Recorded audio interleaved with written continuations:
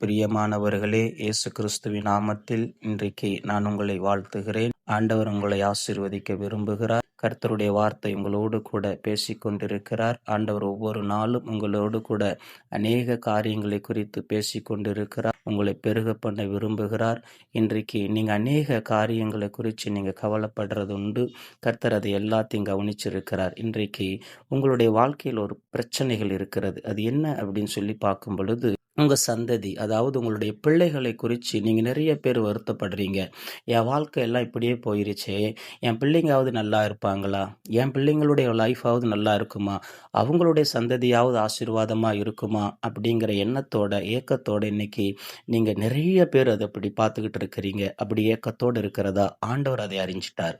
அதனால் அதை அறிந்த தேவன் தான் உங்களோடு கூட பேசும்படி சொல்லியிருக்கிறார். இன்றைக்கு அந்த இயேசு கிறிஸ்து தான் உங்களோடு கூட பேசுகிறார். அப்படிங்களா, என் சந்ததியை குறித்து இயேசு எங்க மேல அக்கறையா இருக்கிறாரா? எப்படிங்க அக்கறையா இருக்கிறாரு? எங்க வாழ்க்கை இப்படியே போயிருச்சுங்களே, எங்க சந்ததியெல்லாம் இப்படியே போயிட்டு இருக்குதுங்களே. அதை பார்த்த இயேசு தான் இன்றைக்கு உங்களோடு கூட பேசுகிறார். என்ன பேசுகிறார் அப்படின்னு நீங்க யோசிக்கிறீங்களா? பாருங்க, ஆதியாகமம் புஸ்தகத்துல 26ஆம் அதிகாரத்துல 24வது வசனத்துல ஒரு காரியம் சொல்லியிருக்கிறார். நான் உன் தகப்பனாகிய ஆபிரகாமுடைய தேவன், பயப்படாதே, நான் உன்னுடனே இருந்து என் ஊழியக்காரனாகிய ஆபிரகாம் நிமித்தம் உன்னை ஆசீர்வதித்து உன் சந்ததியை பெருக பண்ணுவேன். கர்த்தர் உங்க சந்ததியை பெருக பண்ணுவார். அப்ப ஆண்டவர் உங்களுடைய வாழ்க்கையில ஒரு நல்ல அற்புதங்களை செய்ய இருக்கிறார்.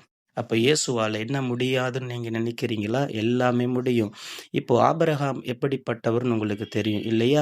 அது மாதிரி உங்க குடும்பத்துக்கு நீங்க தான் ஊழியக்காரர். உங்க பிள்ளைகளுக்கு நீங்க தான் ஊழியக்காரர். உங்க குடும்பத்தை நீங்க கைட் பண்றீங்கல்ல, குடும்பத்துக்கு ஆலோசனை கொடுக்குறீங்கல்ல பிள்ளைகளுக்கு. அப்ப நீங்க தான் ஒரு ஆபிரகாமை போல உங்க பிள்ளைகள் முன்பாக நீங்க வாழ்ந்து காட்டணும். அப்படி வாழ்ந்து காட்டுங்க. ஆபிரகாமின் தேவன் உங்களோடு இருக்கிறார். அப்ப உங்கள் மூலமாக உங்க சந்ததியை அவர் ஆசீர்வதிக்க விரும்புகிறார். இன்றைக்கு உங்க சந்ததி இவ்விதமாக ஆசீர்வதிக்கப்படும் என்று ஆண்டவர் சொல்லியிருக்கிறார். அப்ப ஆபிரகாமுக்கு தரிசனமானார் இல்ல, உங்களோடு தரிசனம் ஆகிறாரு. நீங்க ஏன் பயப்படுறீங்க? அப்ப உங்களோட தரிசனமாகி உங்க சந்ததியை அவர் ஆசீர்வதிப்பார். உங்க குடும்பத்துல எல்லாம் நன்மை நடக்க போகுது. ஆண்டவர் செய்ய போகிறார். ஆமா, உங்க குடும்பத்துக்கு நீங்க தான் சாட்சி. பிள்ளைகளுக்கு தாய் தகப்பனாய் இருக்கிற நீங்க தான் சாட்சியா இருக்கணும். விசுவாசத்தோட கூட இருங்க. விசுவாசிக்கிறீங்களா?